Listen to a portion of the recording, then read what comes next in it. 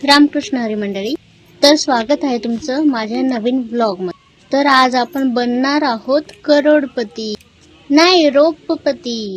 आज मी बाजारातून असं काही आणले जे बघून बँक मॅनेजर पण लोन द्यायला घरी येईल। हे बघा, फक्त 7 रुपयांना एक असे 10 अंड्यांची ट्रे सीडलिंग ट्रे आणले आहेत। आणि हा 250 रुपयांचा 5 किलोचा कोकोपीटचा विटासारखा ब्लॉक।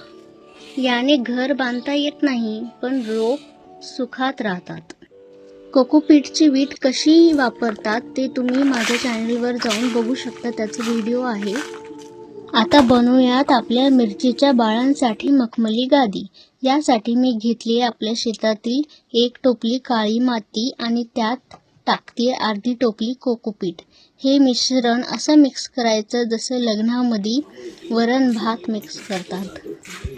कोकोपीटचं काय काम असतं? मातीला तहान लागली की पाणी धरून ठेवतं, अगदी कपाटात लपून ठेवलेल्या पैशांसारखं। आता ही बघा मुख्य वस्तू। हे पाकिट आपण आणलंय अख्ख्या 700 रुपयांना। घरच्यांना कळालं तर घरातून हाकलून देतील मला। या मिरचीचं नाव आहे स्पायसी सिझलर 5702।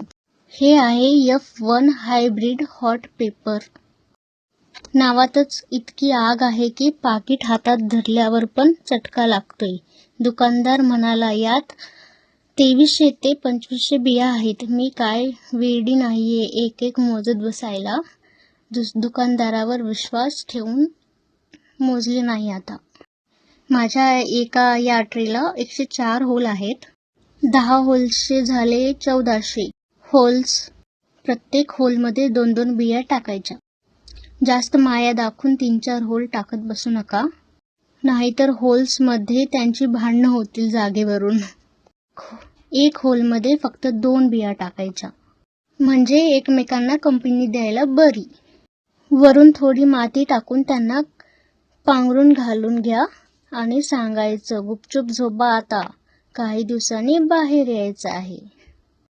तर फायनली गणित बघा कसं आहे।